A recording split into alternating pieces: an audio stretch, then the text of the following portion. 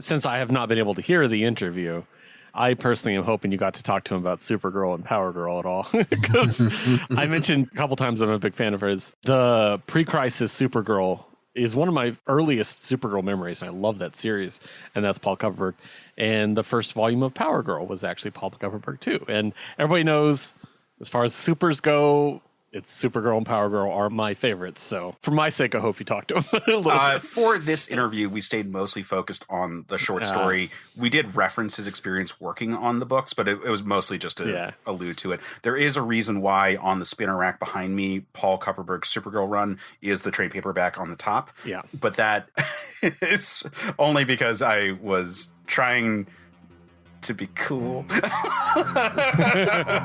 I talked to him.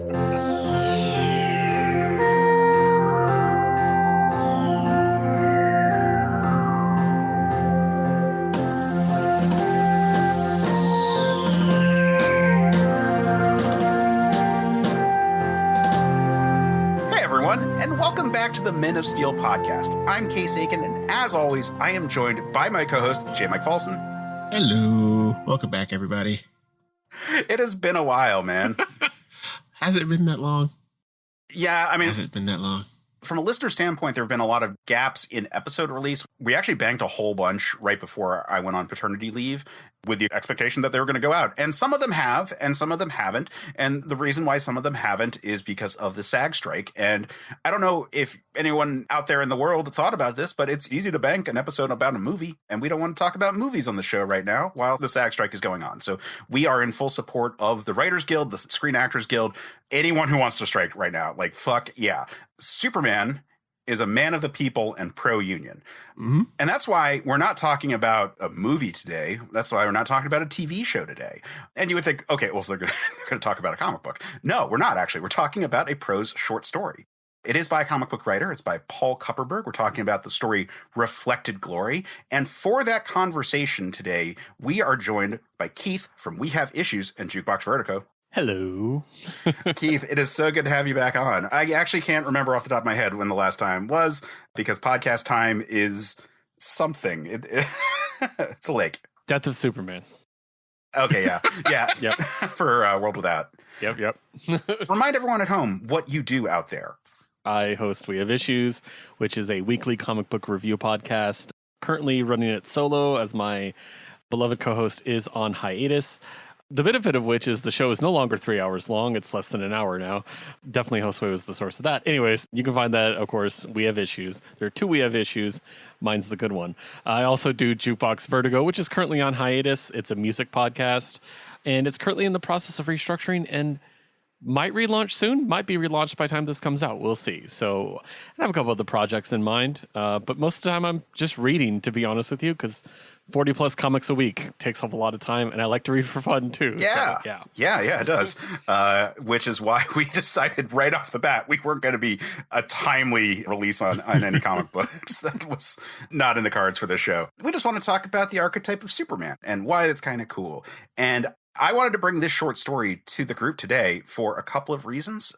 But the biggest is that it is an examination of the Superman archetype in a realistic world. It's a really good deconstruction of the Superman kind of mythos with some twists, and there's some other stuff going into it. Reason number two is that at the time of this recording, I am just putting the finishing touches on the video about Ultima for the Superman analog video series, which took a lot of work because there's no art to reference. Yeah, right.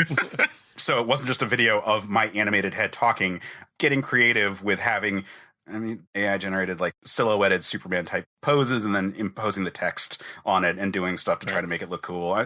I'm doing a lot with it. It's kind of like the villain, but with the actual script, like a bit more on there.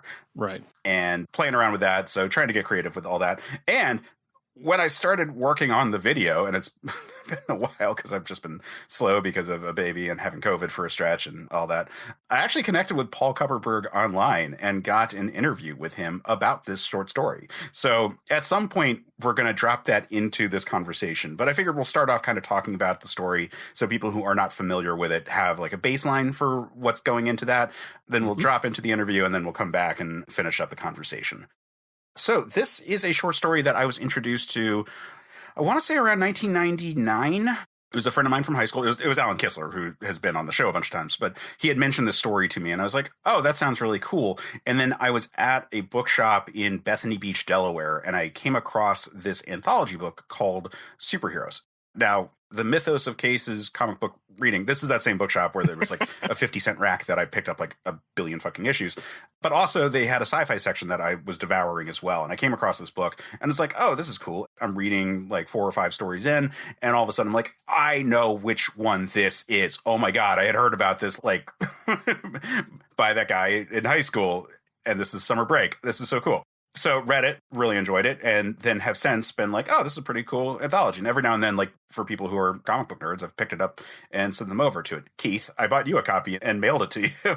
Yes, very much so, and I appreciate that. Unfortunately, the anthology Superheroes is not available as an ebook. So every copy I have found is like an old copy. In fact, the copy that I have right now is not my original copy, but has the stamp from the same bookstore that I bought my copy at, which is so weird because I bought this on eBay. That's great. Mine was delightfully battered in a good way because I'm addicted to all the D&D realms, Forgotten Realms, Dragonlance, all those. And all of my trade paperbacks are really battered and ugly. And so it fits in just great with my collection. I love it. Oh, yeah. That means they're used and wanted and appreciated. They were red. Yeah, I mean, this fits like right next to my collections of like all the John Carter of Mars books. They're all like yellowed. They're not so old that it's like clearly someone else's book before mine, but it's all like very clearly the printings from the 90s that have just like stayed in fairly okay condition, but like the spines have been cracked quite a bit. Oh, yeah. And there's that musty smell to them. So this anthology has a whole bunch of stories, and I will want to talk about some of the other ones on this show at other points. But today I just want to talk about Reflected Glory. And neither of you were familiar at all with this before I proposed. I mean, Keith, I sent you the book and I was like, hey, this is one of like the 4 that I'm really recommending. Right, yeah. And Jmike, I know I'd mentioned it to you before, yeah. but I'm not going to pretend like, oh my gosh, yeah, I totally know. I'd never heard this before. Seems like someone else got some inspirations from this book, though. Man, I was wondering how quickly we would get to that. It's a very familiar tale that happened, I want to say about roughly 12 years after this. I don't know, this seems kind of familiar. Just gonna put it out there. Yeah. All right. So, Jmike, for the listeners who are not familiar with this short story, can you give a quick synopsis of what happens in the story? Oh, man. So there is a failed news kid who turns PR person by one of his former colleagues who gets ambushed in a dark alley one night. And he gets saved by a mysterious hero that comes out of nowhere who beats the ever-loving crap out of the out of the muggers. And he's like, oh my gosh. Thank you, sir. Do you have a name? No. Awesome. Well, call me. And he gives him a car and the guy flies off. He gets arrested. The police officer's like, you're drunk, you're crazy, you murdered these guys. And then while they're interviewing him, they get phone calls from these other police officers who are like, hey, there's this crazy flying guy who just beat the crap out of some other guys. So maybe that kid's telling the truth. So they let him go. He ends up coming in contact with the superhero. He comes up with the name Ultima. He becomes the guy's PR person. Ultima, what's a good reference to the kind of hero that he is? You can't see my fans, but I'm doing air quotes. But yeah, he doesn't take any prisoners. He just beats the crap out of everybody brutally. And there's like a warping of the mind of the main character where he's like, hey, I'll be this guy's main PR person until totally Warner Brothers at the end of this whole book where he's like, yes, the money, it's all mine. I can use him to make so much money. And then after Ultima's killed like 200 and something people, he's like, you know what? I don't think I should do this anymore. I feel like people are more afraid of me than anything. Ultima is, right? Yeah. And at the end, he's like, man, I'm losing my cash cow. I can't let this happen. So the main character shoots him. He falls dead. And the main character is like, oh, man, I can make so much money off of this. The end. That's my very brief synopsis of this story. Yeah, that is in a nutshell what happens there. Did I do a good job? Yeah, no. It's a very accurate telling of this one. And I love the emphasis, the emphasis that you're giving on beats the ever living crap out of someone, because he totally did. That is the name of the game of every actual sequence of any kind of action in this short story. Beats the ever living crap out of it. I was shocked at how visceral it was in retrospect. Like, I came back to it and I was like, oh, there's some very specific words there that are like, I don't know about that. I mean, when he punched the first mugger's head like a crack like an eggshell, and I was like, ooh, yeah, that's a visualization.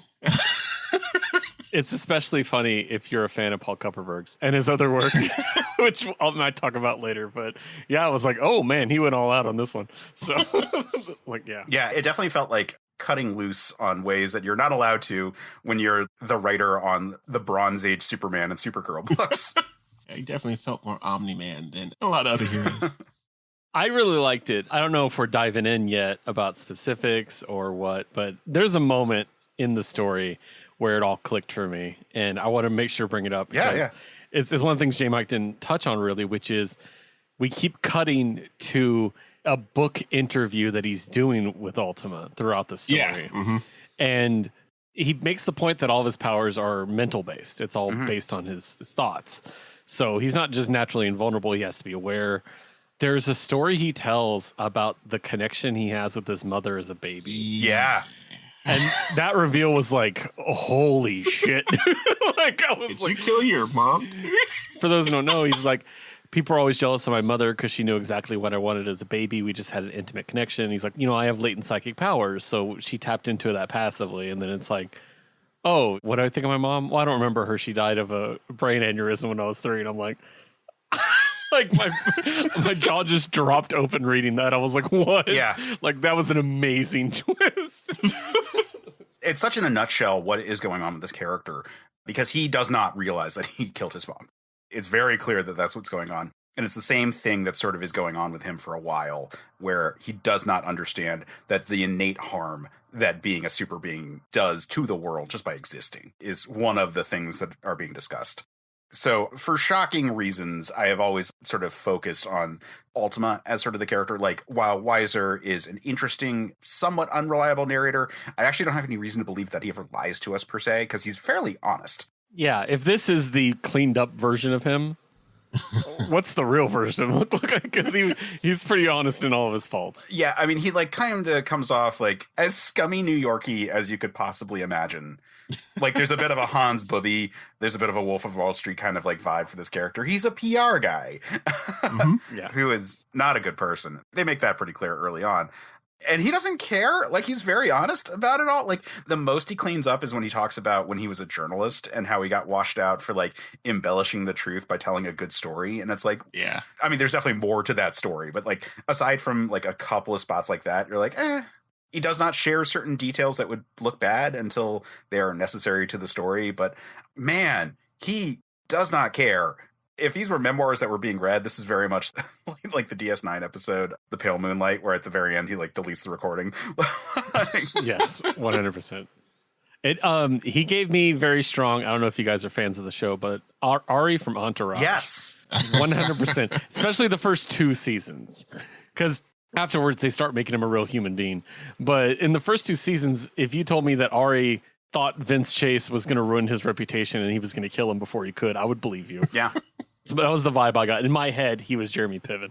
So, Well, at the same time, he's trying to justify, like, he's not that bad of a guy. He's doing, what needs to be done. He's trying to justify it in his own head.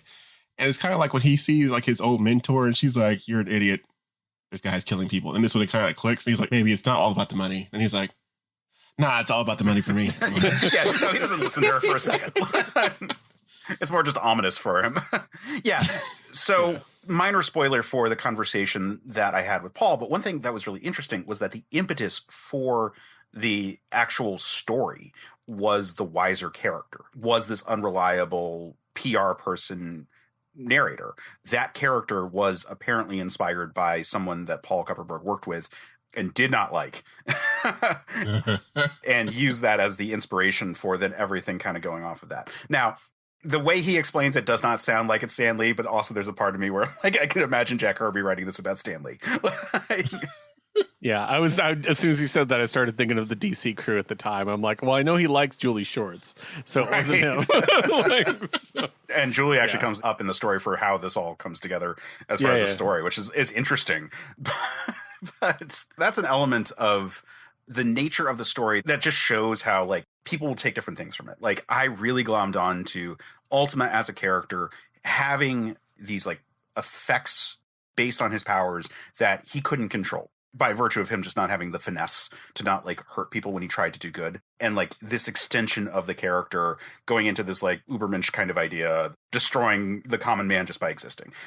And I always really thought that was so interesting. But then for the fact of the matter is the main story is about this person who is this scumbag trying to sell out everyone just to make a buck, and using the first superhero as the impetus for that is so cool that like it again, like just different people take different things from it, and you can have like a richer world even though it's a short story, and even though like ultimately Ultima is very similar to Superman because Superman is shorthand for superhero.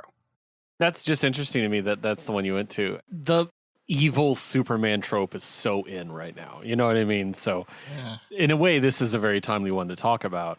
In that, I don't think he's evil in the same way that, say, Homelander is, obviously.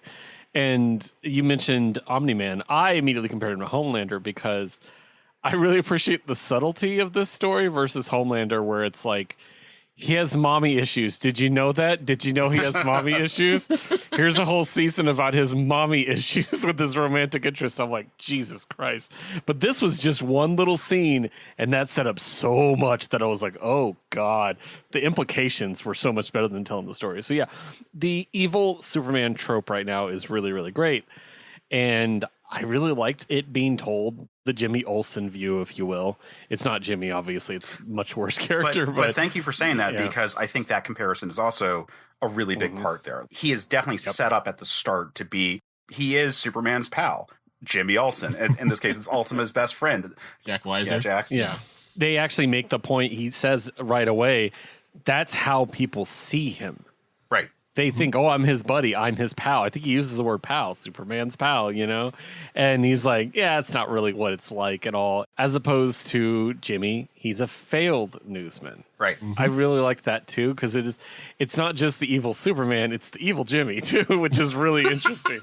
So, yeah, I definitely like that twist on it. Yeah. It's a very fun element of taking classic Superman stuff and perverting it for a lot of different ways, because it's not just one twist. It's not just that this is a Superman who hurts people. It's a twist where he's allowed to be a Superman that hurts people by virtue of the person who is his publicity person is as unscrupulous as you could imagine. It could be built up this way where it is all spin. It's like The Boys in terms of it being like, well, there's a big PR thing about it, and they're actually like flawed individuals behind the scenes kind of thing. This like veil of celebrity. It makes the RE comparisons also really good. I think that's what's really cool about this whole thing. Like on my reread, I came to this opinion that Ultima is way more like the Golden Age Superman than I had originally given him credit for. Like his power set, I mean, his power set is literally like Con-El, Superboy, like initial powers, like the telekinesis thing.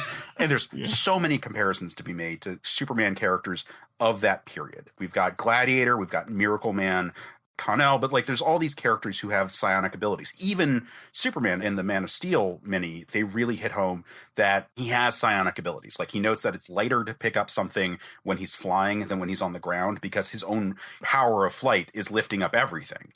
And it's not just like him propelling himself and then he's strong enough to pick up a thing. The costume not getting damaged because it's tight enough to his skin. He's got a force field around his body that's giving him all these extra abilities. And that is the sole idea going on with this character. So I had kind of taken it for granted that the actual performance of the character showing up out of nowhere, violently delivering justice. Like one of his first scenes is him like stopping a car, and it feels very much like the cover of Action Comics #1. It's him doing these very typical Superman type scenes, and they go poorly because he's so strong he can't help but hurt people. And then he has this intense guilt and remorse about it. Like the journey that he goes on, even though he's not our viewpoint character, but we get from those interviews, I think is really cool to see him kind of break because he was so convinced that he was doing the right thing. It was almost like fate was pushing him out that way, that he had to do something because he had that power. He had that great responsibility. It's just kind of sad that the world that he exists in is cartoonishly loaded with muggers and assailants and so forth. Like, this is worse than any like Law and Order episode in terms of like the amount like every alley you go into, there just happens to be a mugger, or like, oh, my car broke down and I'm like at the meatpacking district outside of all the clubs. Oh, there's a gang of hoodlums coming up for me. Like, yeah, it's like clockwork. That was the thing, though, because reading it, I was like, okay, in my head, because of this show, I'm immediately comparing him to Superman. But I was like, this is Gotham. This isn't Metropolis. Like, the level of crime here is ridiculous. Like, this is Gotham. The speeding bullets, was that one? The original costume, the way they described him, I'm like, he's Batman. Like, he's dressed like Batman, basically. Or worse, he's wearing hockey pads. Yeah, exactly. I was kind of like, oh, that adds an interesting angle. Don't think of this as evil Superman. Imagine this as Batman with powers. He can't control them, but still wants to do his thing. And that kind of unlocked a bit for me, because I was like, yeah, that's basically what this was. Is Batman has obviously he promises not to kill. Obviously, it's not a perfect comparison, but that kind of was very interesting to me. So yeah. Well, like I said, I think this goes back to that golden age Superman, where there is more of a vigilante component to him before he had become so defined. Like, in that first issue, the blue of his costume kind of has a black vibe to it. Sure, it's bright red and it's, early 4-color comics, so it's difficult to have that level of nuance of design, and he's like a circus strongman kind of thing. But like, he only operates at night. He's like climbing up the sides of buildings, spying on people. Like, there is this vigilante element to him. He's coming off of the heels of the Pulp Fiction era, of The Shadow, of Doc Savage, of Tarzan, and before that, like the Buck Rogers type character. Right. So having a noir kind of style to the character wasn't that weird. It just quickly became defined in a different direction as the stories scaled upwards to deal with the fact that we have this person who can do anything. Right, exactly, yeah. I really liked it. It was an adjustment for me because, again, I'm a big fan of Paul Kupperberg. And so I was like expecting one thing, because I've read a couple stories in this anthology. And I was like, oh, this is something completely different. And so it did take me off guard a little bit, but I actually really like it. I really enjoyed the story. I didn't see the resolution coming right away. I thought it got me pretty good. I like the grizzled police chief type that made a brief appearance in one scene. I thought that was really great. The whole that was a good scene. Yeah, just to show that the police don't trust this guy in the least, and they're very concerned with the fact he keeps killing people. I thought that was a really great addition, because it did add a little bit of a grounding element to what could just be a power fantasy gone wrong kind of thing. Yeah, I mean, you could very much imagine that the comic books they would make based on Ultima in this world would be very much like Superman comics. It would be similar to how in Marvel Comics are a thing inside Marvel Comics, and how in like Astro City they play on the same thing, where like they're making comics that are based on these official characters that are out there. And like, you can imagine that Weiser, who is going to play himself up as like a Superman's pal, Jimmy Olsen, that there's going to be a book about them like having adventures together type of thing.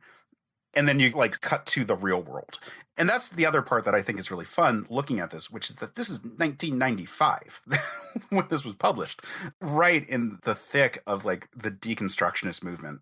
Obviously, there's the kickoff really in like the 80s, but like the early 90s was full of it. And it was doing weird deconstruction all over the place. But like, this anthology, if you really look at the majority of the stories, are like, well, what type of story can we tell in this like little known prose anthology book that we can't do in a big 2 comic book company? Like what stories can we do with these kinds of superheroes that we've always wanted to tell that just wouldn't be allowed, and format wise wouldn't be allowed either? This is not the kind of story that you could do an ongoing book for it. It's a single short story. And like, while you could do a comic, I think it benefits from it being his voice. It benefits from Weiser being the one telling the whole thing. 100%. Yeah, I agree.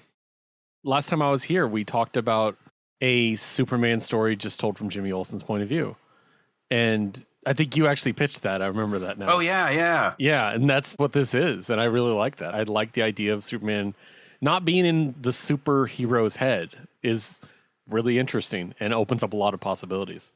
Now that you're saying that, I remember that. And I was talking about a more like fantastical version, but it was a point that I had made about getting back to the, like this like golden age kind of aspect. Superman wasn't necessarily the viewpoint character for a lot of things. Like, a lot of times it was, can you imagine a being doing this kind of thing? Where the audience we're supposed to be as much amazed by the feats of Superman as the people in the scenes with Superman. And so having characters like Jimmy Olsen be a viewpoint, having Lois Lane be a viewpoint character where we get to see the drama from a human perspective is very strong for Superman and allows for him to be this beacon of good, because we don't have to deal with his inner faults, because the inner faults are for the characters that we're with. And like, they're not seeing that necessarily for Superman, or they're seeing a specific version of it. So I think that that would be, generally speaking, a good thing to do to reassert a viewpoint of Superman that has some of that awe. And I think that this short story is taking that same idea, going for that point of like, yeah, from a human perspective, what does a super being look like? And a lot of people are scared of him. Like we mentioned that the woman who like set up Weiser at, I keep wanting to call him Mort because it's like Weisinger. But Jack, like she sets him up with this whole gig doing PR. And then when he gets latched onto this thing that is objectively responsible for a lot of people's deaths, she's rightly like, this is a terrible idea. And we know that a lot of people out there are not swayed by the PR moves. It's not like the whole world just sees Ultima as a good thing. It's just enough people see him as a good thing. Yeah. There's a zeitgeist level movement of the population. You know, in 2023, having seen how polarized society can become, it's not surprising that you could have a scenario like that, where people who are looking at the real parts of it all being like, yeah, this guy has killed a lot of people. He stopped those robbers. Yeah, they were stealing like $1,000 and now they're dead. Like, yeah, they are very dead. There are people who see the problems, and then there are people who are swayed by Weiser, where he's actually pulling it off. Like he's doing a good job. He's making a ton of money, and he wouldn't be if he was not successfully manipulating how the public is seeing Ultima. Mm-hmm. So it is interesting to like have that like split viewpoint in there, because I think it's very prescient. Yeah, because Keith mentioned earlier was like when the police chief talks to him at like his first big press conference. I think he's killed like 45 or something people to that point, and he's like just started out. So like when he meets his old coworker, I think it's like up to 100 and something. So this guy is like taking people out left and right. I think the final number was 219. Yeah, it's real fucking high. Because I remember thinking, oh, he just short of 220, and then he quit. I was like, oh. I was thinking there might be like a symbolic number somewhere, you know, and I was like waiting for that. But yeah. Yeah. It kind of makes me think of the scene in Transmetropolitan where they ask Spider how many people he's killed. And I think he says 2. I think it's like a really low number, but it's still like a number. And they're all like taken aback like it's occurred. Because like in the real world, if I, Case Aiken, asked Jmike Folsom, how many people have you murdered? And your response was anything but 0. Well, you know, Case, I got a cape that I take out at night. I mean, frankly, here's the thing. 0 to 5, I'm aghast. More than 5, I don't believe you. So as a kid, 200. Whoa. Yeah. So as a kid, like it's the Stalin thing of like a big enough number is just a statistic. And so when you're reading that, you're like, well, that's a lot of dead bodies. But as an adult reading it, I'm like, oh my God, what the fuck? Like that's so much. And especially again in 2023, when we're having big conversations about like inappropriate escalation of force in response to what are ultimately not violent crimes. Yeah. Holy fuck, when we're talking about Ultima.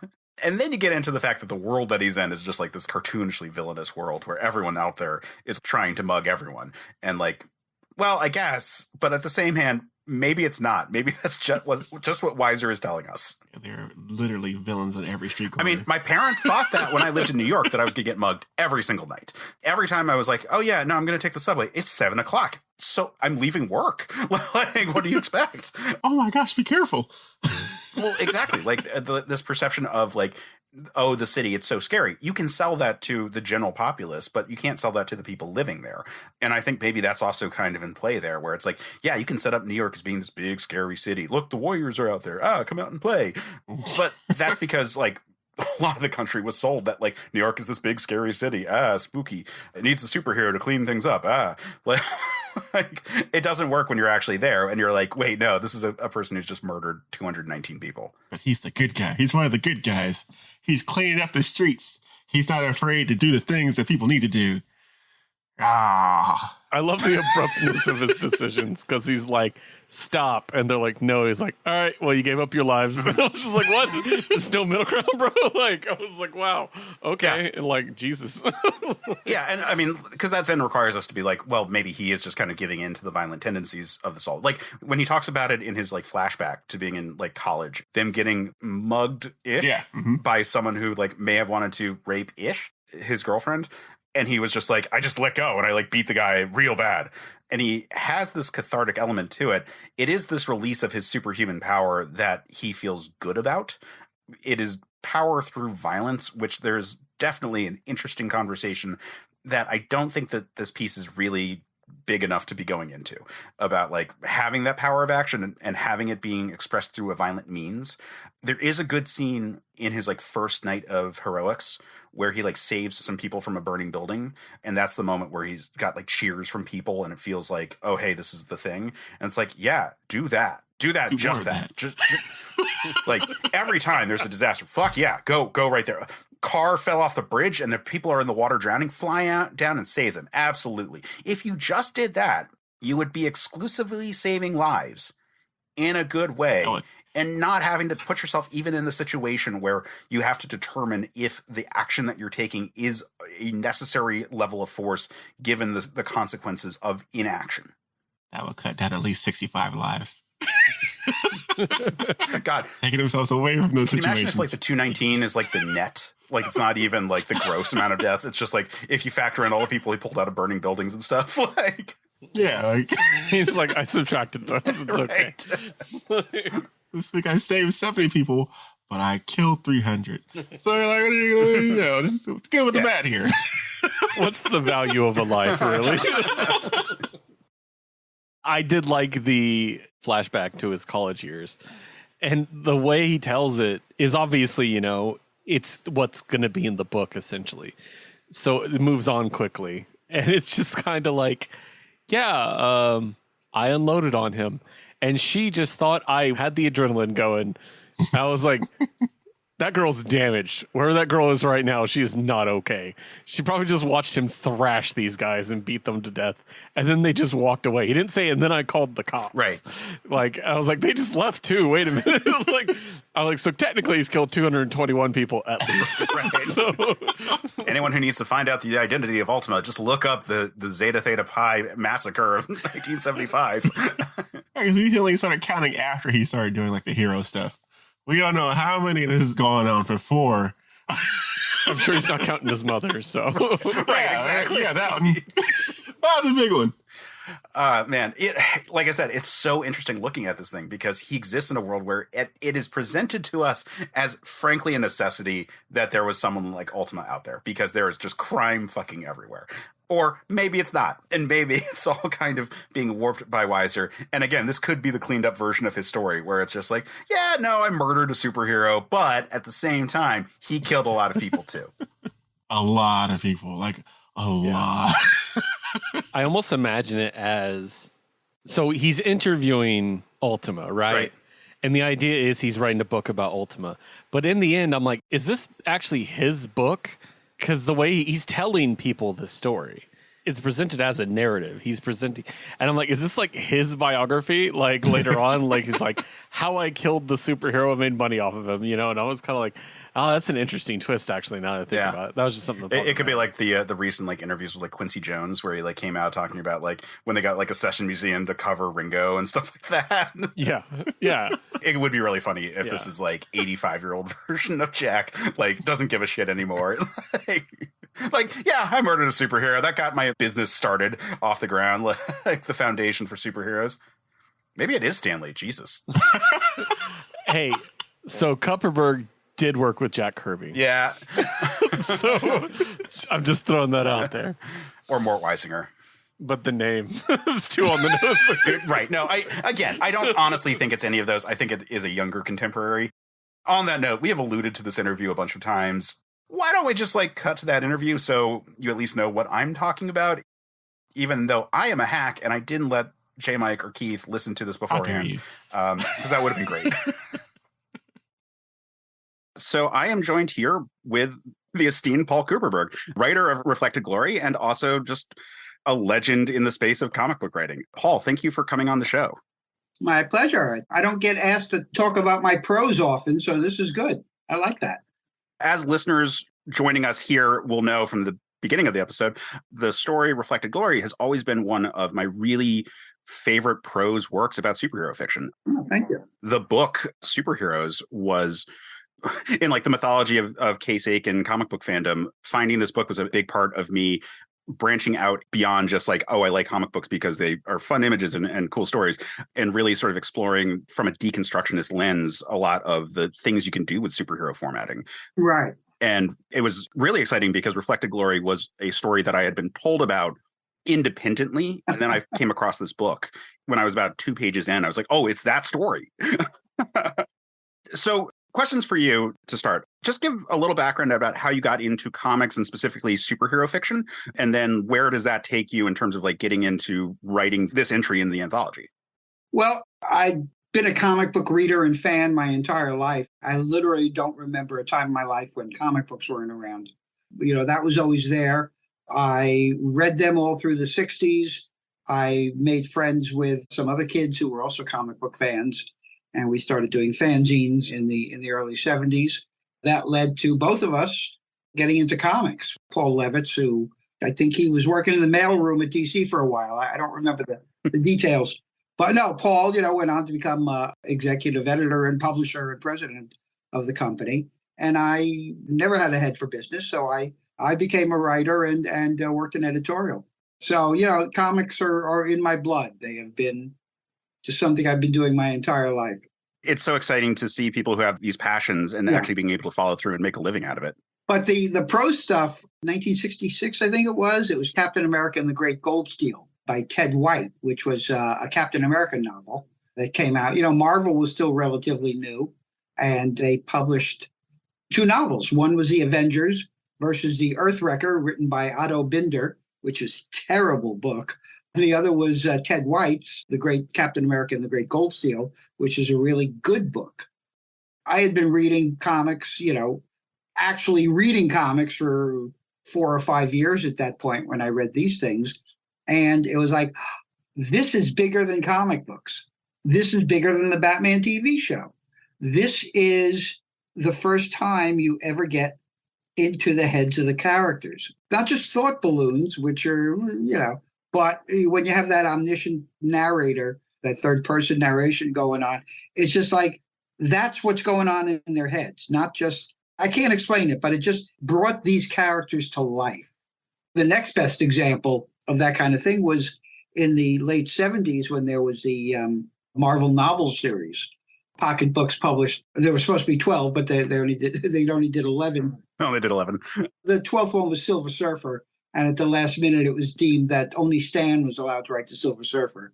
So this William Rotsler written Surfer novel was scrapped. I wrote 2 of them. I wrote a Spider-Man novel and a Spider-Man and Hulk novel for that series. Len Wein and Marv Wolfman were editing and packaging it. They also did 1 book of short stories, the Marvel Superheroes. And one of them was a Daredevil short story written by Martin Pascoe under the pseudonym Kyle Christopher. It was the first time I ever really got a sense. Daredevil was never a character I particularly cared for. I didn't much care for Gene Colan as an artist. And, the character was just kind of eh. But Marty got inside this guy's head. And, he can't see, so his radar sense and his other senses interpret everything around him.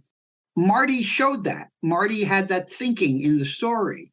He kind of used all these adjectives, these weird adjectives to describe, the way things like felt instead of what they looked like, because he was seeing an image of it. But it's so detailed that it was almost better than sight.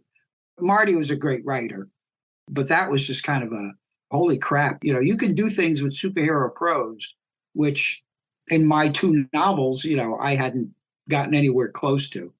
We've talked about the shift in media for different properties. Obviously, right now we're in this like age of like movies that are really showing off how things can move in interesting ways. Like the opening of Captain America Winter Soldier made Captain America feel vibrant and like active in a way that is difficult to convey on the page. And we talked a lot about the Superman radio show on here, which just by virtue of like, well, we have to describe things. We have to have narrators. We have to like vocalize everything. it changes the types of actions and changes the types of stories you're going to tell just by virtue of that all. And it's, Sure. it's really exciting to see how you can have all these different types of ways of telling a story that, I mean, for a sizable percentage of my life was viewed as strictly bound to this one particular format. Yeah. And now we rule the world. Yeah. But really, like we can highlight that these types of stories aren't bound to any one of these. It's just that the certain types of those stories work better in each of those formats, and characters can click for you in ways that are very different. So seeing the potential of prose for that type of story, what were then the steps that led to doing the story Reflected Glory and having that be in the anthology Superheroes? Was the story something kind of floating around for you for a while? Was it a bunch of ideas? Were you approached about the book or heard about the book and then started working on an idea for it? Like, where did that start? It was edited by John Varley and Risha Meinhard. Risha was also a literary agent, and she was Julie Schwartz's agent. He was the editor at DC Comics, of course. And I had written a lot for Julie over the years, but this was after he had stopped active editing and was more consulting than anything else. But he was up at DC. I was up at DC. Risha was up at DC. And we met in the hall and we're talking. And Julie says to her, "You ought to get him to write a story for that anthology you're doing with Varley." And Risha said, "Oh, okay. You want to write a short story for the anthology I'm editing with John Varley?" And I said, "Oh, absolutely." I had written 2 Spider-Man novels, to be fair. Novels and short stories are also very different things. In my entire life, although I had, fooled around scribbling as a teenager, I wrote a lot of stories. I didn't finish very many of them. And the ones that I did were not very good. I had never really written this is for a real book. I mean, it was the publisher. This was Ace Books. This is big time publishing. But yes, it's like an actor. Can you ride a horse? Of course I can ride a horse. Then you go and learn to ride a horse. Same thing when I got approached to write a screenplay. Can you write a screenplay? Of course I can. Once I learned how. Yeah. So I just took the gig, and then it's like, oh crap, now I need a story. Fortunately, I had before me the real life example of the public relations agent in the story. Jack Weiser? Jack Weiser, yes. Jack Weiser is entirely based on a real person, a colleague and former friend. Question: was the former at the time former, or former now as of now former? It was in the process of becoming former. Okay. The colleague part made things problematic. I had to maintain certain cordial relationships just because we were working together. But the fuck off, I don't want to see you again part still lay in the future. But it suddenly occurred to me that this guy, he can best be summed up by a story from years later. A bunch of us were walking through Manhattan, the streets of Manhattan, to Grand Central Station one night. And this guy said words which most people who know him have come to dread. "Have I ever told you the story, ...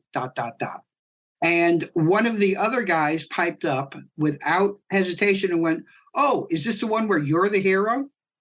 That sums this guy up. Everything is about him. He is the guy who has to have the idea, who has to have the credit, whether he had the idea or not, and was more about form than substance. So, I had this guy to work with. He actually had a public relations background, so that even made it more convenient. And I kind of built a story from that. It's like, I know what he's done with comic book superheroes, but what would he do with a real superhero? And I kind of like, well, he'd make it about him. He'd build it into something for him. He'd rationalize like crazy, as Jack does in the story. No, I'm just the steward of all this stuff. I don't tell. It's okay with Ultima. It should be okay with you, But again, it was all there. Kind of the guy was just there. And then, to be fair, there's a healthy dose of stealing from The Man Who Shot Liberty Valance, the punchline to that. When the legend becomes bigger than the truth, print the legend. So, that was what this guy decided to do. He would rather have the legend that he could control than the reality that was out of his hands. Yeah, like the strength of a martyr kind of situation. Yeah. Through Ultima, I was also a little bit able to, I'd written a lot of Superman, during the 80s, just before the crisis, I was one of the main writers on, all the Superman books. And I was doing Supergirl and Superboy and the Superman newspaper strip. So I had plenty of experience with the character. And I never went very deep with him because by then, the editor, Julie was kind of approaching the end of 40 plus years on the job. And I think he was Supermaned out. And frankly, I don't think I was writer enough at the time to do it. I don't really think I had much to say about the character. So it kind of allowed me to go back and think about that stuff and kind of look at it from the hero's point of view. Before I started writing Superboy, young Clark was always the victim. Being Superboy victimized him. He couldn't be a normal kid because he had this secret he had to keep. And even as a young reader, I was like, well, just because you can hit a baseball doesn't mean they're going to assume you're Superboy. All the other kids can hit a baseball. Nobody thinks they're Superboy. But that was the bit. That was the shtick. He has to be meek and mild. Yeah. And it was like, well, he's the victim here. And, I can't have a girlfriend because she might discover I'm Superboy. So when I was writing the book, I finally got Julie to let me drop that stuff, to let Clark pick up a baseball bat and play with the rest of the kids. And everybody goes, oh, hey, that wasn't bad, Clark. Good. Okay, And that was it. Nobody jumped up and said, you're Superboy. I gave him a girlfriend and tried to integrate him into the real world because why was he being the victim? But I guess when you look at it from the point of view of this guy, of Ultima, he made himself the victim, though. He didn't have to do what he did. Yeah, there's actually like a specific passage that I can picture how your thought process was going on that, where when he's describing being in college and like walking a girl home, that's the moment where he realized that no one was out there to get him. Yeah. Like no one was like looking for him. Yeah. And then realizing that that's now completely changed because he has gone into like a public light. When you're working on Superboy, it's before we get to this idea of Clark hid his powers through his whole life, like the stuff that would be introduced post-crisis, which has sort of become now the norm. Even when they play into the idea that he was doing stuff with his powers, it's still, he's a man of mystery. What was that blur like on Smallville or things like that? And you can see how like the ideas you're tackling are the ones that are starting to emerge in the zeitgeist of like, well, he's not automatically going to be known as this like being of superpowers and whatever. The original thoughts of Superboy being this like puckish version of Superman that they could tell like less morally upright stories back in like the late 40s, early 50s had totally shifted. There are also kids' stories. There are also stories about other kids getting in trouble or into mischief, those very first ones. So yeah, it wasn't meant to be this complicated thing. It was just like, frankly, cheap exploitation, which brings us back to the story. So in terms of creating the story, it's mostly told from the perspective of Jack, but then we do get these interview segments with Ultima that are explicitly off the record ones that he's keeping. And that sort of the twist at the end is that these are recordings that Jack can use to clear his name when things go wrong. How did you settle on that structure? Well, we had to hear from Ultima. Jack's an unreliable narrator, so we needed something from the horse's mouth. I figured the interviews for the biography he was supposed to be working on would be the way to get to that. And, this is a guy who has no one to talk to. So when he does start talking, he's going to start saying things like, yeah, don't put that in the book, because he's got to say it. It's got to come out. Like Jack is such an interesting viewpoint for this character. And like the name Reflected Glory coming from that sort of central point of it. But the subtitle, the difference between a hero and villain is spin, I believe. That was their line. The editors put that line in, but yeah. That's such a fun take on the character because you highlight very well that this would be terrifying and that these things could go wrong so easily. Talk a little bit about that because like this is one of my examples of like a deconstruction of a Superman type where there are consequences to his actions. Well, there has to be. I mean, it's always a joke bit. I just watched the first episode of that new Superman animated thing and they do it again where Clark opens a door and inadvertently rips the handle off the door. And you're like, oh, that's funny. It's a door handle. It's like, it could also be somebody's hand. Right. I mean, if he can't control it, if he's not thinking and doesn't control it there, why are we to assume he's always going to be able to control it when it really matters? So that's kind of addressed. All the stuff we joked about in the 70s, the Larry Niven's Man of Steel, Woman of Kleenex, and those types of things, The next generation or the generation after that, of writers came in and gone, what about that? In a lot of ways, those are things best left unasked in superhero comic books, because superhero comic books, they're not meant to be deconstructed, because they fall apart very easily because, people can't fly and beams don't shoot out of their eyes. And I'm always amused at what people choose to reality test in these stories. How can they recognize him with just a pair of glasses and, and a spit curl, and they don't know that Clark Kent is Superman? So that's where you draw the line. That's where your reality is tested, not the fact that he freaking flies and comes from another planet. So this stuff is very fragile. There was, speaking of Martin Pascoe, there was a story he did at Julie's insistence, and Marty would have insisted on telling you that if he heard me telling you this story, where they explained why nobody recognizes him, that he emits some kind of super hypnosis unconsciously that are magnified by the Kryptonian glass lenses in his glasses. It goes out over TV waves, and it makes people see Clark as kind of, a little bit more frail and stooped and all that. And it was like, okay, well, I suppose in this world, that's a good answer to a question that never should have been asked.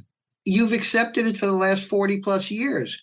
Why is it now a problem? Well, because the fans are asking, how does this work? Why does this work? And you know what? You're too old to be asking these questions. If you were younger and reading these things, you wouldn't think to ask them because your suspension of disbelief would be complete. Once you start questioning this stuff, it's got to fall apart. I mean, a one-off story, you can take these tropes and deconstruct them, and it's one thing. To make that the continuing arc of comic books kind of brought us to where we are, which is we have to change everything once a year because... Yeah, there was a long time of a status quo that you could sort of work with. And this book in general, most of the stories in it are saying, here's the status quo, here's the one change we're making, and how it kind of goes from there. Another story I really like in it is the One of the Boys story, where it's just well, if Superman's an alien, would he see things our way? Even if we see him as a human, would he see us like him? How would that kind of go? Right. And I enjoy those sort of takes of where resting on this shared cultural knowledge of the genre, of the medium, of everything, and how we can change the one thing and see how the story, like you said, it kind of falls apart very quickly once you make those changes. But that's the nature of fiction. I mean, that's what a story is. You take the status quo and Jack Reacher comes to town and everything explodes. That's just storytelling. It's the story you're telling and the premise that you're setting up. My feeling is buy the premise, buy the bit. If you accept that Clark Kent is Superman, shut up, get on with the story. You don't have to worry about the why and the what. Comic books spend so many decades, 2 or 3 decades, focusing on that whole Clark, Lois, Superman triangle, with her always trying to find out his secret identity and trying to get Superman to marry her and all those ridiculous Weisinger-era stories that kind of became set into the character. Even today, there's still kind of those elements of it. They still occasionally will do, say, Clark, no, it couldn't be. I think there's a certain amount of buy-in when we're talking about these kind of formats, because it's such... Are we accepting that there's the flying character? Are we accepting that the secret identity works that way? Are we accepting all these elements to allow the story to move forward? Mm-hmm. And if you aren't accepting of part of that, then how does it all kind of click? It kind of makes me think of this joke about vampire fiction, which is that every time someone writes a new vampire story, the first thing they have to do is explain how their vampire is like the vampires from the movies and from lore, and how they're different.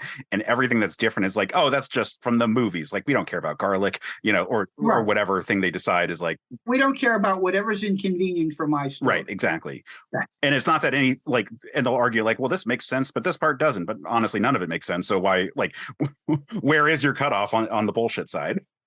Well, there's also no international council of rules for vampire fiction or for superhero fiction. Everybody is free to make up their own stuff, which is fine and dandy. Abraham Lincoln Vampire Hunter, I was in. It would be nice if you could watch a thing and go, but that doesn't, okay, that's just for this movie.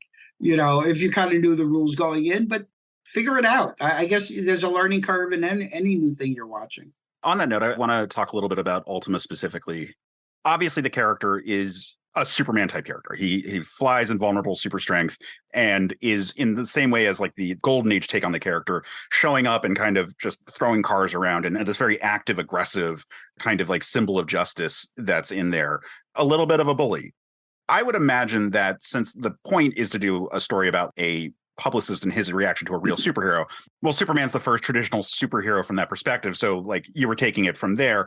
How did you sort of decide on like, well, what was Ultima's deal? I mean, like he has a very specific power set. He has very specific weakness, all these details. Where did you decide what things to put in versus what things to cut from like the broader superhero lore that you could pull from? Well, it was a short story. It's overstuffed as is. I think the first draft was like close to 13,000 words. I don't know what it printed at, but it was already running long. So there's only so much you can do. And I don't need super breadth. Once you start throwing fancy powers in there, you sort of have to explain them. One thing I did learn from Julie Schwartz, which is true, you never have a character walk into the room and you don't introduce them by name. And that also includes things like, Superman 2, and he rips that cellophane S off his costume and goes throwing it across the room. And everybody's like, what the hell is going on here? When you introduce something like that, you need to explain it. So rather than come up with something that I'd have to spend time explaining, I just kept it simple. Everybody understands flying, strength, and invulnerability. I don't think I use any other powers. You mentioned that he's smarter and faster. Oh, yeah. That's on the same kind of... Yeah. Now, you specifically went with psychic powers for it. And I feel like that was kind of in the zeitgeist at that point when this was being written. It wasn't so much that as it was, I needed a back door. Specifically, his powers are psychic and that he has to be focused and on guard for them to be active was my back door. That's how Jack's able to, catch him in a moment of unawares and do what he does. You're writing the story and you get to a certain point and you go, oh, that's how I'm going to do it. And then you go back and you put that thing Okay, in. so you started with like, he's got superpowers. What is his weakness? And then you work back to how his powers worked so that weakness worked. Okay. Right. That's very cool. Yeah, because it seemed like mid-'80s up through the 90s, there were a lot of characters who had Superman type powers that they tried to use like psychic power justifications. That was Byrne's thing. That's what he did in Man of Steel. Like Superman's powers are largely psychic. That's how he can lift an airplane without it snapping in half. Or like Gladiator, who actually kind of shares a similar kind of weakness in that if he's not confident, he is lacking the power. And then the flip side of it, we're recording this in 2023. We recently had the anniversary of the death and return of Superman. And one thing we identified when we were really talking about it was that it was interesting that Superboy, the Con-El Superboy, like the 90s Superboy, who has psychic powers, it's interesting there because he's almost the reverse of the Ultima situation, where the psychic powers allows him to be more slapdash and more shoddy with how he does his stuff without hurting people. Like he'll pick people up and like flip them around and so forth. And it's because he's psychically holding them. When he like picks up Jimmy Olsen and is holding him upside down, Jimmy's not hurt by it because he's actually being telekinetically lifted. So it's interesting where like that's a scenario where like a very similar concept of powers is being used to be like, here's a kid-friendly, safer version of it, like to justify, well, no one never got hurt in the stories. And that's because, X, Y, and Z reasons of powers. And then this one is doing the same basic power set, but then really exploring what the consequences of it would be if it was just focused on you. And if there's no gauge on those powers, if it's on or off, what's going to happen? Yeah. You watch the old Batman shows and, you have these battles with the gangs and Batman and Robin are getting smacked across the face and punched all over the place. And I'm sitting there thinking, it shows you how old and jaded I am, is how the hell does Bruce Wayne explain that the next day? Bruce, your face looks like it's been through a meat grinder. Oh, it was a tough board meeting, let me tell you. He just had the crap beat out of him and, by a bunch of hired thugs. On TV, you get a crowbar across the head, you shake it off and you go on. In real life, you lay there unconscious, concussed, and possibly dead.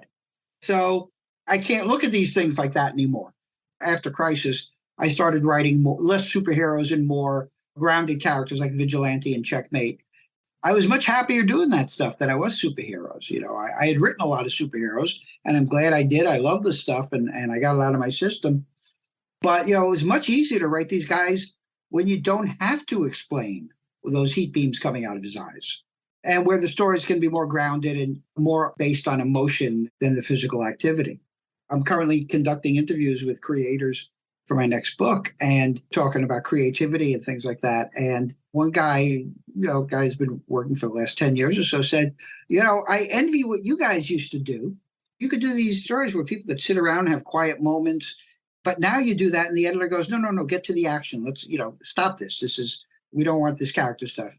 That's more my speed. That became more my speed, which is why, when I shifted over to writing prose a few years later, now I can get into it. I can write about my characters as opposed to just do these kind of relatively superficial stories. Not that the stories in comics are superficial. They are complete for what they are. But again, you can't get the depth of a story in comic book form that you can in prose. When I was an editor at DC, I worked in licensed publishing for a while.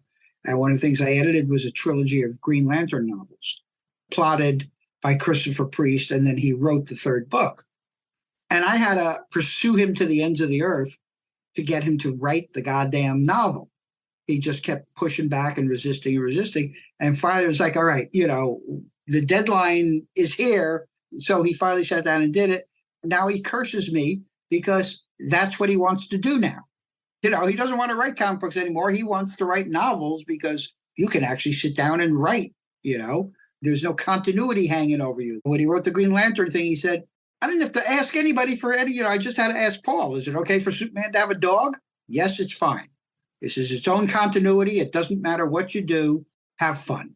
And he did. And even though he's writing on a deadline, it's under a different type of deadline. It's a different set of circumstances. It's different people that are beholden to it. He doesn't have to get it to an artist to draw everything. Right. Yeah. And also when you're writing a story or a novel, it's just you. If it's good, it's yours. If it's bad, it's yours. But there's nobody in between. There's an editor, but generally there's not as much control put on books as there are over comic book stories, especially these days. And you don't have to rely on an artist to interpret it and an inker to muddy it up and a letterer to put the words in the wrong order and a colorist to make it even muddier. I'm not saying that's what they all do, but there are worst case scenarios and they happen. So it's all yours. You do what you do and nobody else has any say over it. It's freaking amazing. I've always lauded the collaborative element of comic book fiction, but it certainly has limitations in terms of if someone has a very clear vision unto themselves, then they have to make it work with people. It's also largely not as collaborative as most people who don't do it think. In all my years of doing it, I was writing a script that I gave to an editor who gave it to an artist, and I got to see it when it was published. I wasn't talking to Norm Breyfogle. I wasn't talking to the Kennedy brothers on that stuff. Certainly never talked to Kurt Swan or Kurt Schaffenberger about a Superman or Superboy story. I wrote a script, and I gave it to Julie, and Julie attacked it with his lead pencil. And the next time I saw it was, if I happened to be in the office and I saw the art, great. If not, usually when it was published. I did a 6-issue miniseries that Jack Kirby drew, but I never worked with Jack Kirby. There's a lot of viewpoints going into it, even if it's how someone interprets your script. But because it's not a true collage, I mean, yes, there were instances. There was Archie Goodwin and Walter Simonson on Manhunter. There were guys who sat down and talked, writers and artists who talked, Len Wein and Bernie on Swamp Thing. These guys talked about the stories with the artist. But for the most part, it's a factory. Everybody's at their own station. I'm putting the engine in and this guy is slapping on the wheels and that guy's doing this. And we talk to each other at conventions, but not while the work is getting done. Sure. And with comics, of course, it's such a grind to get everything out there. Sure. It's such a rush. I don't want to take up too much more of your time. So I had 2 last questions for you about the story. So one, when I was doing an image search for this, I could not for the life of me find any official art or really any art related to the character of Ultima, like any sort of interpretation of the character. None that I'm aware of. Yeah, I was just curious if anyone had ever sent you anything or anything, just because while you can visualize the character from the description, like I said, I was working on a video for the character and I just didn't have anything to even reference. As far as I know, no. I mean, the only outside mention of this that I've ever seen was a review of the book in some science fiction magazine, and they singled out my story, which was very nice. But then I later found out it was written by an old friend. So who knows? But well, clearly, and unfortunately for me, there just hasn't been a lot of people trying to interpret it into a visual media. Yeah. The last question I have is, so when I was trying to track this down to give it to my co-host so he could read it, it was very difficult. I was able to find some physical copies of the Superheroes anthology available, but in terms of a digital version, the only one I found was a later collection that you had put out called In My Shorts. Right. And so I was curious, like, well, what has been the life of this since then? Like, You have just described it. Yeah, just that. Yeah. I put out In My Shorts in the teens. I don't know, I guess 16, 17, maybe before then. I don't remember. But yeah, that was it. Those 2 appearances. And which, by the way, copy is available at paulkupperberg.net. Have you ever thought about doing anything else with it? Like, it's such a fun story that, like I said, it stood out to people who told me about it before I even found the book. It has always stood out to me. Any thoughts of anyone ever like approaching you discussing like a adaptation of some form? Or Once I got a call from a producer at Universal. I was working at DC at the time, and I got a call there at my office. And he said it was just the type of story he was looking for to adapt into a movie. And he thought it was a great idea, and yada, yada, yada. He gives you this whole Hollywood bullshit is being piled on me. And if there's one thing I know, it ain't real until the check's been deposited and cashed. So I went, yeah, great, whatever. He goes, all right, you'll either hear from me in the next week or 2, or you'll never hear from me again. Never heard from him again. However, I did see the Will Smith movie Hancock. When that movie came out, it actually gave me vibes. Gave me vibes too. Yeah. So, I don't know.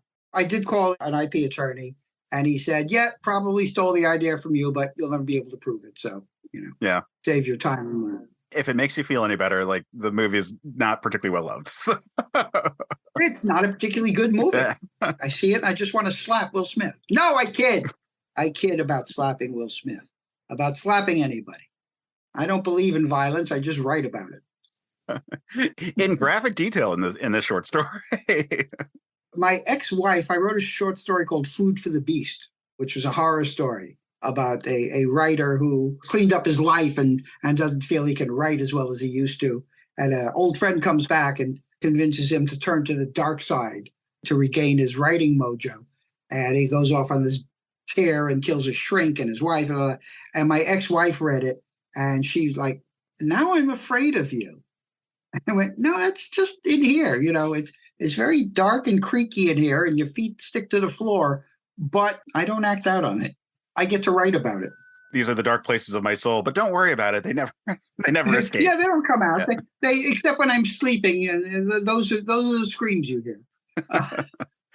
Well, Paul, thank you so much for coming on. I don't want to take up any more of your time, but I do really appreciate this. And I did just want to let you know, like, this was a story that really meant a lot to me when I first read it. And has always been a thing that I've recommended to people over the years. And it's just really cool to talk to you. Well, I appreciate it. Thank you. It's nice to know it didn't just drop off into the void. So. Well, we're going to cut back over to the main episode. But again, thank you, Paul. And you can find it at paulkupperberg.net, you said? paulkupperberg.net. Yeah, just go to my shop. There's copies of In My Shorts available for purchase, signed and personalized. Awesome. Everyone should go check that out. And we're back. So, yeah, that was Paul. He was great to talk to. It was so nice that he was just very open. I had been depressed about the death of Twitter. Still am. It is depressing to lose this means of marketing and communicating with audiences in sort of a very big, open, broad, not like too personal, but at the same time, you're actually connecting with them kind of way that like Twitter has. Recently, I got onto Blue Sky. It's pretty cool. It's just Twitter, but like as far as I can tell, at the moment, a lot of like comic book professionals have come over there. A lot of like content people have come over that are cool. Like all the CPOV people are slowly coming over. It's kind of a fun space. And so I was glad that I saw Paul on there while I was working on this video. And I was like, oh, hell, fuck, yeah. Reached out to him. And he was super chill and like recorded it within like a week of me reaching out to him in the first place. So awesome to have that conversation since it was already like on the radar for us to talk about. It's very fun listening to him explain what went into actually writing the short story in the first place. Like it was written for the anthology because they were getting writers together to put this book together and each were like contributing stories. And so he got roped in by Julie Schwartz, which is really fun.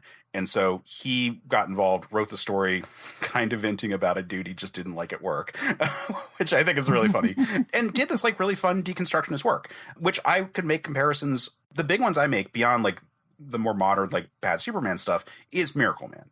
I think that what does a real superhero in a real world look like, where like every superhero battle is, you know, going to have a body count to it, and that their powers are so similar. There's these big broad strokes, but the craziest part is the psychic powers for Ultima are only there so that Ultima could be shot at the end.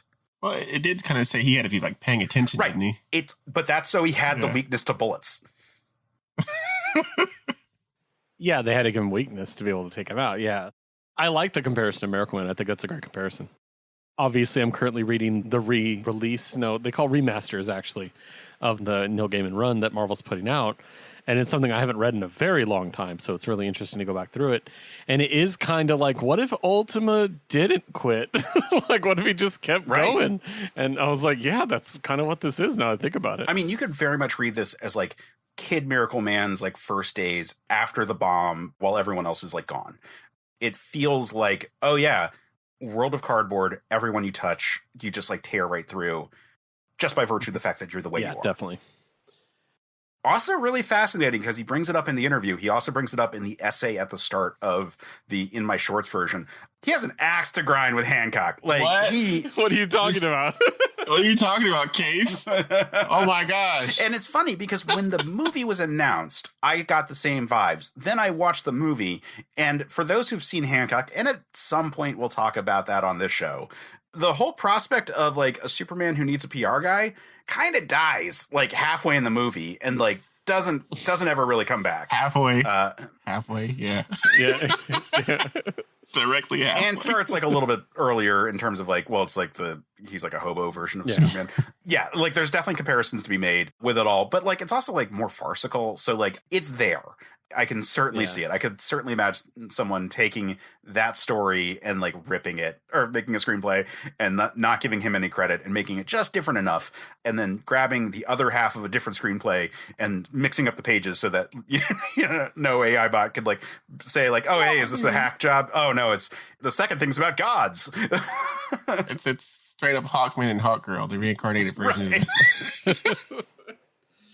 I mean, movie. I would say it's a coincidence, but the fact he was approached for the project and then they made it, basically, I'm like, how many times does that happen, man? Like, probably more than you think, though, because like I said, exactly. while there are definitely similarities, and I could certainly imagine someone having read this really influencing things, and that being the stuff that they ended up like juicing up in the final movie because they get Jason Bateman to be like the talent agent guy, and like for the commercials they're like, yeah, let's focus on these things because these are the fun good parts about the script. Oh yeah, it just happens to resemble it. Is it likely? It might be. I don't know. It might be a ripoff. It might be a coincidence. This is also in the zeitgeist. Like we said, there are elements of like Ari Gold in this character. And like, that's not a related project. Like Entourage is just a straight up different thing. For one thing, Ari Gold is based on Ari Emanuel. He's based on a real person. Yeah. So like, and the fact that they didn't even fucking change the first name. Jesus Christ. you think that's bad? This isn't an Entourage podcast, but there are Harvey parodies. Oh, right. For a long time, I didn't even realize they didn't change the name at all. Like, because it's like Weingart. I was like, come on, man. Like, oh, Harvey Wein. Yeah, Weinstein. Okay, whatever. And like, I didn't even process that it wasn't. That said, I'm much happier with them taking the shots there. Yeah. Like, 100% screw that guy. That said, like, there was a space in pop culture for these kind of like cutthroat agent type characters. There's a desire to show off like these fast talking, mean reflections of opulence that are sort of like the 2000s bounce back of like the 80s kind of greed is good kind of mentality. So I think that there was a space for it when Hancock came out. I could see that, yeah. But, you know, the fact that there was a space for it and the fact that they emphasized those parts in all the publicity material and all of that, yeah, it totally could have been. It could have been a treatment or a scriptment that was then warped and mixed with something else because they liked that part. The second half was actually the thing that they like had sold. And they're like, how do we start it? Here's this like treatment for a different script. Can you like work some of that in? Yeah, fuck it. Okay, whatever. Where'd you get that idea? I don't know. Fuck that guy. Could have been. Don't worry about it. Don't worry about it. Move on. But the point is, it's funny. Yes. I mean, if it is actually a ripoff, like that's bad. I'm not making fun of the situation. Like that totally sucks if it is actually like straight up plagiarism. But the vitriol at this point because Hancock's not very good. I guess this is the thing that's like funny about it. It's like the first half had promise. It did. The second half fell off a cliff. But I guess what I'm saying is like it's a weird axe to grind when it was a failure of a project in the first place. This really bad movie was a ripoff of my project. Right. Like it's honestly better that it isn't called Reflected Glory. Or Ultima or whatever, you know? I'm just imagining someone being like, I came up with Waterworld. Like, I wouldn't brag about that. Waterworld. You know what? I will say Waterworld's better than Hancock. Oh, no. Sir, that's a I don't know, case. All right, we'll have to, when we finally do Hancock, which I have no idea when we'll ever talk about Hancock on the show. Listeners, if we don't ask, is it better than Waterworld at the end of this? You can come for me. That's all I'll say. Careful what you wish for, Case. Yeah. So that's Reflected Glory. I'm really glad to come back to looking at the story. I think it is a lot of fun. Like I said, looking at the taken for granted elements of superhero stuff that exist in the short story. There's just crime everywhere in New York kind of element to it all. Oh, we need a superhero because the world is that way. Assuming that it is not an unreliable narrator telling us those parts, I find those bits uncomfortable. And the amount of violence in response to it all, because we are, as a society, having a reckoning with these sort of like depictions of like law and order kind of stuff. But I don't think it's bad to have a discussion about it because it's not coming down on Ultima's side. Like, he is experiencing PTSD for the amount of murder he's done. And the rest of the city, the sane people that we see in the city are all like, there's a dude who's killing a lot of people. This is bad. What do we do? And I like that dynamic that's going on in it all. And the fact that then there's a lot of rubes that like a fast talking PR guy can like manipulate into being in favor of someone who is obviously a threat to everyone feels very familiar to right now. like there's a lot of stuff going on here that I'm like, oh, I really like that. It's good. So I'm really glad to look at it. I'm ecstatic. I got a chance to talk to Paul about it. I'm so glad to have you guys on to talk about it. Keith, do you have any like closing thoughts about the piece that you really want to get off your chest before we kind of wrap this one up? Not really. I kind of went over everything I really wanted to. And it is a short story. I mean, I thought it was really cool. I thought it was a really interesting take. And I recommend the superheroes anthology that Case mentioned because there's some really cool takes. I will mention another one that I think kind of runs alongside this one in a really interesting way, which is a superhero who saves the day and then suddenly everybody's suing him for all the damage he caused. And he has a lawyer be like, I'll represent you, but you know, you're going to have to do this, you're going to do that. And the reality of it is really interesting. So having the two stories, one about a PR guy, one about a lawyer trying to help a superhero who's probably idealistic. And it's like, I could just solve problems. No, it's much harder than that in modern world. I like that one a lot too. So I recommend that anthology. It's been a really interesting read. I like picking it up and just reading through one of the short stories. I'm not even done with it yet because I just pick it up every once in a while. But yeah, recommend that, definitely. I do want to say something about the anthology, that there are a lot of stories in it that happen to address the legalities of superheroes. And I don't mean like, isn't legal to beat up people, but like the broader concepts of it. Like there's one where their version of the Justice League is an LLC based in Newark, Delaware, because that's where all the big companies have like main offices that are like one dinky little office in this like complex where there's one employee there just to answer the phone if they get a call from like the IRS. Yeah. Like there's so many other ones where it's like dealing with like what are the logistics behind the scenes of it all, and it's like really fun that this was on the minds of every writer in 1995 when they were working on this book. Yeah, there's another really great one I'll highlight, that there's like a Batman-like character and he's literally up against his entire version of the Justice League for saving a child for being basically kidnapped by their parent and put into a religious cult. And it brings up the legality of like, isn't it the parent's decision what to do with the child? What if the parents disagree? And it gets to this really interesting thought. I really, really like that too. So that one's called Peer Review. Yes. That's right. Another one of the ones I highly recommend for it. If anyone's wondering, I would say this one, Peer Review, and One of the Boys are the first three that come to mind for me as really fun ones, but it's a good book. It's definitely worth tracking down. John Varley and Alicia Mainhart are the editors, the people who like actually compiled this anthology. So check that out. But like we said, Paul Kupperberg's one of the writers. Denny O'Neil is another writer on this one. Like lots of people who have like big bona fides for comics are involved in this. And it was a really fun book that, again, is not available in modern formats, but you can track down a copy and is worth it if you can. And the version I have is like a big oversized print, but I know that there are smaller paperbacks. If you can, check that out. If not, check out the collection of short stories In My Shorts by Paul Kupperberg, because that's also a fun book. Jmike, when you read this, what was your vibe on it? Do you have any strong takes that we haven't addressed yet? I was like, this story sounds very familiar. It's almost like I watched this a decade ago in a DVD somewhere. And I was like, oh, cool. There's some guy rehabilitating a drunken superhero. That's pretty cool. And I was like, wait, this came out in 1995, 96? Who came out first? Man, this is a fun story. I just laugh because I'm like, man, they really just switched out some of the story beats and got Hancock. It's like kind of like they are like Speeding Bullets, but if Clark had like zero restraint and was just falcon punching people through the streets all day. It was like 345 people he killed. The gross, yeah. I'm going to keep going up every time I mention it. Yeah, so in the superhero strike that would be going on right now, he's trying to get credit on the gross instead of the net. Like, this is the number of people I saved / killed. These are the amount of people I put in the hospital. Hey, this is a fun story. I encourage everyone to read it.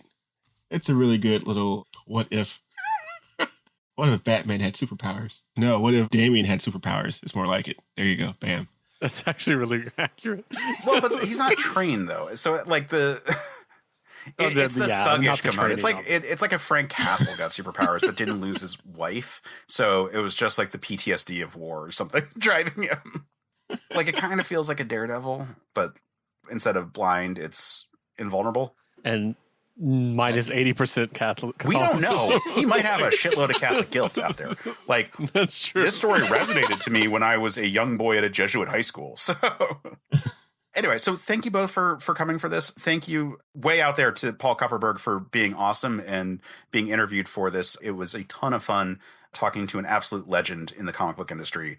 It was so cool that he made time to talk about this like random short story from 30 years ago. Like, that's really cool. I really like the story. I'm really glad that we're talking about this one first amongst this anthology.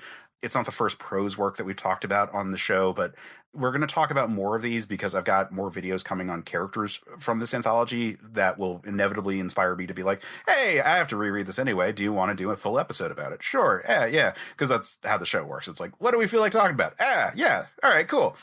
The answer is always Superman. Keith, thank you again for coming on. Where can people find you, follow you? What do you have going on?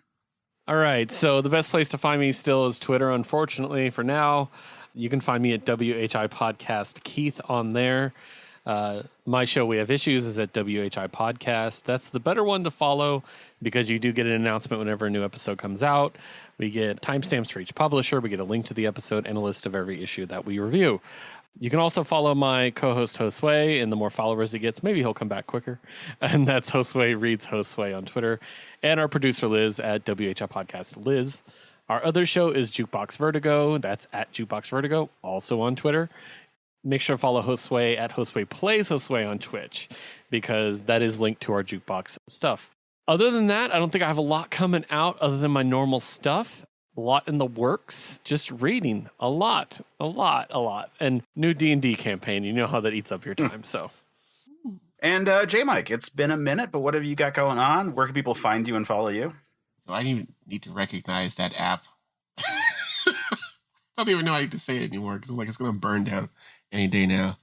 I'm on X at Jmike101 occasionally. I'm like 95% sure it won't make it like to the end of the year. I might just close out that account and move over to Blue Sky. Who knows? It sounds like everyone's having fun over there. I am on Blue Sky now, and We Have Issues, for the record. All right. Well, thank you guys for joining us for this conversation here. It is a lot of fun to revisit some of these really fun prose works that dealt with the Superman archetype. And I feel like this was a really solid example of that. Even if, again, part of the reason for the exploration of the Superman archetype is that it is really easy to get the shorthand across because everyone knows who Superman is. That's kind of the point of the show. Thank you both for being here. Listeners, thank you for being patient with us as we have had some release issues. Again, part of that is some stuff we had banked is not stuff we want to release right now because of the strikes. And we are in total solidarity with all of the unions striking right now. So we are not going to be covering any kind of movie or TV related stuff in the meantime because, again, just total solidarity. So that's one of the reasons. Another, I have a baby that has been hell on staying on top of even just getting the files together when people send them to me to put them together and give them to my editor and be like, this is the thing. And here's the money for the editor. By the way, Geoff, we love you. Thank you. That's awesome. But those are like mental hurdles right there that sometimes when you've been woken up every 3 hours for 5 days in a row, you just don't have the spoons. So there's that. I had a bout of COVID that I'm actually still recovering from, so you might hear it in my voice. And just like life, it's a lot. It's a living. We'll be back soon with more episodes of the Men of Steel podcast. In the meantime, you should head on over to certainpov.com where you can find all kinds of other great shows that are coming out on a more regular basis, such as, I don't know, Screen Snark. They've done a wonderful job pivoting away from all of the SAG content that was like the majority of what their show was about, and now it's not. They're talking about non-SAG material. That's pretty cool. I'm very proud of the way they pivoted. I thought that was really cool. Former editor Matt is awesome, and Rachel, enemy of the show, is also awesome. Outside of the context of being enemy of the show, I curse her. I curse thee. Or, check out We Have Issues. It's a great podcast too. Like, that's also awesome. And while you are checking out the stuff that we're working on, you should head on over to the Discord server. You can find a link at certainpov.com where you can come chat with all of us. Like, it's a lot of fun. Otherwise, you can find me on Blue Sky at Case Aiken. You can still find me on the Hell site for the time being at Case Aiken. If he starts charging everyone, I'm dropping it. I swear to fucking God, I cannot deal with that shit. Like, I'm still going there by habit, but like, if I have to pay money, it's not happening. Like I said, it's going to be gone very soon. I will pay for some stupid shit, but not for a thing that I'm already mad about. It was free. That was the point. That was the point. You push ads in exchange for us all just venting about nothing. And now you just made us mad. And you're charging us. And also pushing ads. Fuck off. Anyway, enough about that. You can find me on Instagram at Quetzalcoatl5 because I'm holding on to my AIM screen name for dear life. And you can find the stuff that I'm working on outside of podcasting on YouTube at Certain POV Media. Check all those out. We'll be back as soon as we can, as soon as I can get my shit together. I am so sorry, guys. And until next time, stay super, man.